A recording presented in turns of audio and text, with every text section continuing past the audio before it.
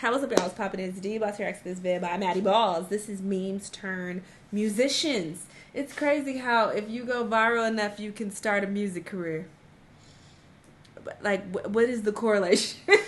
Why do we need music from you just because you went viral for doing something stupid? I don't get it, but sure. Let's see how they became musicians. Let's watch. 2016 through 2018 was the golden era for viral memes, with many people blowing up in those years. Supreme Patty was putting lemons in his eyes, Boonk was stealing, and the Backpack Kid went viral for his funny dances. But for some reason, a lot of these people who went viral tried to make music, and for most of them, it didn't work out. However, I thought it would be fun for us to look into their music careers and see exactly what went right or wrong. So let's start out with the Backpack Kid. The Backpack Kid has actually been going viral again recently, but it isn't for good reason. He's been live streaming, showing off his beats, and the internet has collectively been clowning on him.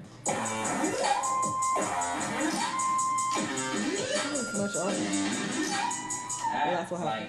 However, I actually think that this is a promotional strategy for his music. He actually has a whole music career and consistently posts music to this day, so let's see how it all started. So the Backpack Kid, aka Russell Horning, started posting dancing videos to his Instagram account in 2016 when he was just 14 years old. He said, "I was looking in the mirror one day and dancing, and I thought to myself, this has a nice little groove to it, so I started doing it on Instagram." It didn't take too long for his videos to start getting attention, and he began to get reposted by bigger accounts. He was slowly growing, and then he got a repost by Rihanna, which just instantly blew up his page. A few months later in 2017, he was invited to perform with Katy Perry on SNL, which Russell claims was his big break. He absolutely blew up after this because people were so fascinated by this random kid doing weird dances during her performance. He collaborated with other popular people at the time like Roy Purdy and was in music videos with artists like Ayo and Teo and Black Youngsta. Following his explosive growth after popularizing the floss dance, he got into a handful of controversies. He shot a goat with a BB gun, his mom sued Fortnite for putting the floss in the game, and they also sued 2K. Regardless of whether or not he got into these controversies, I still doubt his career would have seen much longevity because in general memes don't last too long and we very rarely see artists turn memes into a career. The only example I can think of off the top of my head is Lil Nas X because he turned the Old Town Road meme into an actually fruitful career, no pun intended. Anyways, despite the controversies, what really hurt his image is when he released the song Floss. He got popular the video because that for was the a song great has song. over 600,000 dislikes and comments like, "This is a prime example of why it's okay to shut your kids down on their dreams sometimes." He also got a really awkward Genius interview that also has over 500,000 dislikes.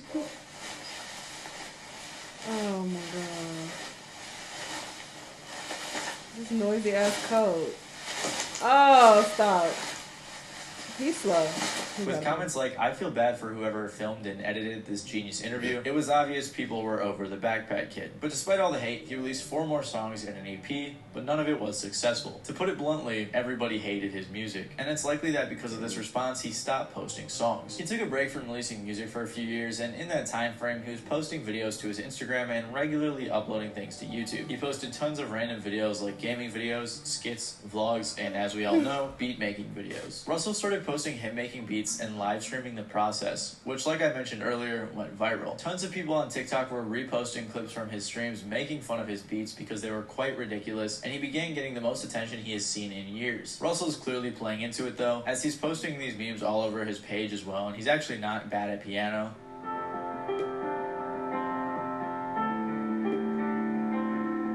And his real beats aren't that bad either. Come on. Keep it, please. Some fans have even pointed out that he's kind of a genius because this is making him famous again. As he started making beats, he also began posting music again in 2022. He released a new song called Insecure, and I think it's safe to say it flopped, and it also received a ton of hate comments. However, he didn't stop and released another song called Aloha in 2023, but this song also flopped. So it's obvious that his TikTok meme beats are his attempt at getting viral again, and then he wants to redirect those eyes towards his music, or at least that's what I think he's trying to do. However, it doesn't seem to be working out too well. I think he does have some potential with producing, and he even mentioned wanting to get his music in movies, so maybe he'll see some success with that. Another person who became a meme that was just as viral was Danielle Bregoli, except her music career was much more successful. Danielle Bregoli, aka Bhad Bhabie, first began her career with a huge bang in 2016 when she appeared on Dr. Phil. She was on the episode titled, "I want to give up my car stealing, knife wielding, twerking 13-year-old daughter who tried to frame me for a crime." I don't know how they fit that on the TV screen. Danielle's mom described tons of bad bad things Danielle did, like stealing her car, her money, and framing her for drug-related crimes. Apparently, when the producers from the show went to her house the first day to get some footage, Danielle stole one of their cars and returned the next day at 3 a.m. When she appeared on the show, she said something that would change her life forever. Take me outside, how about that? What now? I'm sorry, I didn't get that. I'm sorry. That clip would eventually spread like a wildfire and become a viral internet meme. However, Danielle was given an ultimatum at the end of the Dr. Phil episode. She was to either go to a behavioral adjustment ranch, or her producer whose car she stole would press charges. She decided to go to the ranch, and she was there for a while. And when she returned, she realized just how famous she was. Danielle tried a few things like charging for meet and greets and suing companies for using her catchphrase on shirts. Keep in mind though that she was 14 at the time, so it's likely that it was either her mom or her parents or her management making these decisions for her. However, the right decision would eventually be made when she started releasing music in 2017 under the name Bhad Bhabie. She partnered with her manager Adam Kluger and released her first song These Hoes, which peaked at number 77 on the Billboard Hot 100 and has since racked up over 46 million plays on Spotify since its release. Shortly after that song, due to its success, she signed to Atlantic Records. She then released the song Hi Bitch, which peaked at 17 on the Billboard Hot 100 and now has over 100 million plays on Spotify. It even went platinum. And if we're being completely honest with ourselves, her music wasn't that bad. And people clearly liked it if she was racking up so many streams. But she still had much more to come. She was solidifying herself as an actual artist in the industry. She got interviews on platforms like No Jumper, despite many onlookers not taking her seriously. In 2018, she released her album 15, because at the time she was only 15 years old, and it had features from artists like Lil Baby, YG, City Girls, Ty Dolla $ign, and more. The song Gucci Flip Flops featuring Lil Yachty off that album absolutely blew up, and to this day is still her biggest song ever, with over 200 million streams on Spotify. That song also went platinum. There was also another song on the album with Ty Dolla $ign called Trust Me, and apparently for some reason Theo Von was in the music video and he was playing a child predator. I don't know why, but it was pretty funny. Anyhow, man, so today I am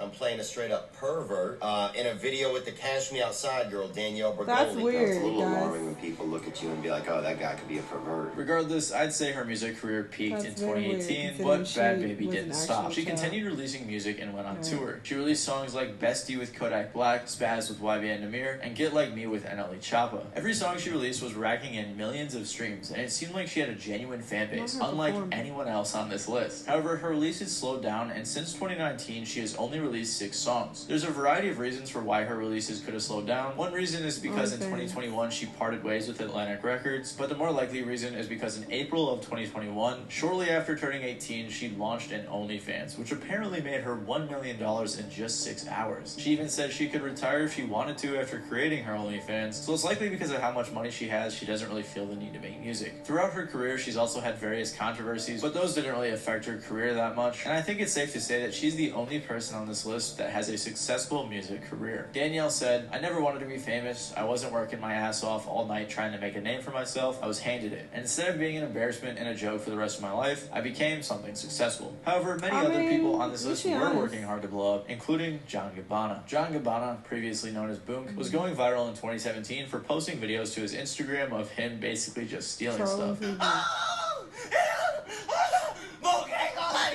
He was another one of those people trying to go viral on Instagram by any means necessary. He was stealing shoes, food, lobsters, haircuts, tattoos, and doing crazy stunts like when he hit 1 million followers. Obviously, what he was doing was wrong, but the internet ate it up because it was kind of funny. But like any viral internet meme, it eventually got old. He continued his antics throughout 2018, getting himself in worse and worse situations. Eventually, his issues with drugs became increasingly worse, and it was extremely apparent in interviews. You got shot. Who got shot? You got shot. In the leg. What you talking about? It climaxed when he was seen passing out in a No Jumper interview, which went viral. While some people made jokes of the situation, many people were concerned. He also accidentally shot himself in the leg and joined a gang, but he regretted joining and got beat up by the gang, which led to him having his jaw wired shut. Boonk had hit rock bottom, and he knew he had to make some changes. So he got sober and began bettering his life. He also became a Christian, which he attributes to helping him mature and become a better man. And it's clear how powerful his beliefs have been in helping him change his life for the better. So where does his music career come in? Well, he had been been rapping since he was 15, and once he blew up, he began releasing a ton of music. At the time, he was still Boom Gang. He was releasing tons of music to World Star Hip Hop, helping him get some attention. From 2017 to 2018, he released a handful of singles and an album. His music was racking in millions of views on World Star, but it wasn't really translating to streams. I don't think he had too many actual fans, and I'm assuming most people were just listening out of curiosity because the music was not that great. His music wasn't all as bad as that song, but he improved a lot after he became John Gabbana. After fixing up his life and becoming John Gabbana, he signed to Island Records. He released an album called Gabbana Attack, but it didn't see much success. I think shortly after that is when he split with Island Records, and he continued releasing singles and an EP throughout 2019 and 2020. He also created a rap group called Yahweh Music Group, but I think they only have one song which was released in 2022, and I can't find any other music or information about them, so I don't know if they're very active. The majority of his music that was released hardly received much attention other than his song Not a Sad Song. Most of his recent attention has just been people that are proud of him changing his life for the better, which is obviously great, but it doesn't really translate to streams. He also switched his name to Holy Gabbana in 2022 and started releasing Christian rap under his name. And he still hasn't seen many streams, but I have to say, his music is way better, and I can definitely see him establishing himself in the Christian rap community. I think it's funny how I'm inspiration to the people now, but I blew up as a man, pretended I ain't never worried about it. He even collaborated with 1K Few, who's a pretty fire Christian rap artist. As unfortunate as it is, the fact that he bettered his life and stopped doing his antics has hurt his relevance, so his music doesn't get nearly as much attention as it used to. But it seems like he's living a good life, and he even used to date Woah Vicky, another meme who attempted a music career. Woah Vicky became a viral meme like the rest after she posted a video to Instagram in 2017 claiming that she was 25% black, which she learned from a DNA test on Ancestry.com. July 19th was the day I found out I was black. Like, my whole entire life, my mom kept telling me, you're white. I never believed her because I knew I was black. And that's about it. She didn't really bring much more to the table. She went viral that one time and desperately tried to cling on to the fame. One of her main ways was continuing to defend herself that she was black even though she clearly wasn't. And she also got into tons of different controversies. One of the biggest controversies right off the bat is that she was using AAVE, appropriating black culture, and saying the N-word. She also claimed she was from the hood, but that was a lie. However, she kept insisting that she was black, which entertained the internet for a while, but it didn't last long. She would do a ton of other random antics on Instagram to try to keep relevant, but what helped her name continue circulating was getting into beef with everyone she possibly could. She got into beef with Lil Tay, Malu Trevejo, and Rice Gum. Rice Gum made a video making fun of her, so she made a very racist diss track against him, which was actually her first known song. Ching chong, bitch. She made an apology video with her apology basically being, I was just being racist towards Rice Gum, not Asian people, so it's okay. But eventually that apology was taken down. She got into a one-sided feud with Snoop Dogg and then got into a big beef with Bhad Bhabie, and they even got into a physical fight. Following the fight, Woah Vicky released a diss track directed towards Bhad Bhabie in 2019, which was her first official release on streaming services. And let me keep it real for a second, for a diss track by Woah Vicky, the song was not that bad. She released a few more songs in 2019 and started branching out in terms of her content. She started posting YouTube videos, which actually pulled in views for a while. Somehow, she also established tons of connections and was seen hanging out with DDG, Lil TJ, Pootie, and tons of other people. She continued posting her music sporadically throughout 2019 and 2020. She never signed to a label and never pulled in too many streams. But her most recent song from 2021 is actually her most streamed song, and it has a lot of positive reactions with comments like, she understood the assignment for once. However, her music never got that much attention, and she doesn't even have a song on Spotify with over 1 million plays, which isn't great for someone that has millions of followers on all of their socials. But I doubt she cares too much, as it would appear she's quit making music. The most success her music career has ever seen is when she was name dropped in Earthquake by Tyler the Creator and Playboy Carti, which is hilarious to me because Woah Vicky is now immortalized in a beautiful song. And that brings us to the final person on this list. Another person who went viral for many internet antics and then attempted to make music, Supreme Patty. So Supreme Patty started posting videos to Instagram in 2013, but he really got attention when he started making vines. His first vine that went viral was a video of him eating 3 hot dogs in 5 seconds. It got reposted by Orlando Bloom and he began blowing up. He began doing ridiculous pranks, challenges, and stunts that were so insane they just had to go viral. His signature thing was squeezing lemons in his eyes, but he would do all sorts of ridiculous things, like going in the back of McDonald's, making a burger, putting a blunt in it, and eating it. It was similar to content you would see Boonk doing, just obnoxious stuff to get views. Yo, go, bro, go. Oh, shit. go to jail. This is fucked up. In 2017, he gained over 2 million followers in just 8 months. And once he had his millions of followers due to his crazy content, he decided to start making music. He actually used to make music under the name Apollo, but that never really went anywhere and we don't know too much about it. But he started releasing music as Supreme Patty in 2017 and actually saw a little bit of success. Patty also took the John Gabbana approach and started posting his music on World Star Hip Hop to get more attention. But at the end of 2017, he released a song that would blow up and become one of his biggest songs, and that song was called Blah Blah.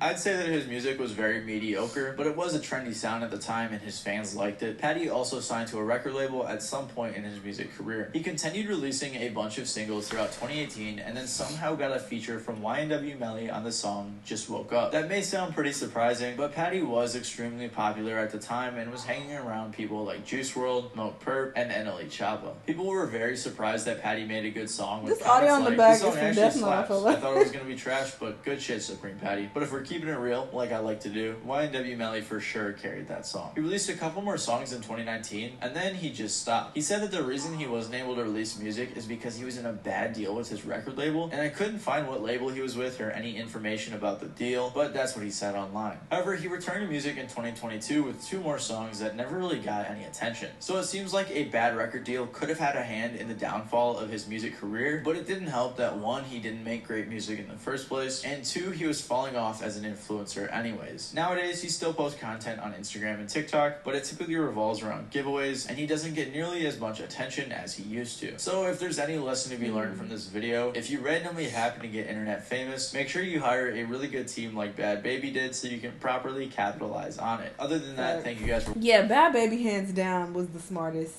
in the way that she maneuvered after, she went viral.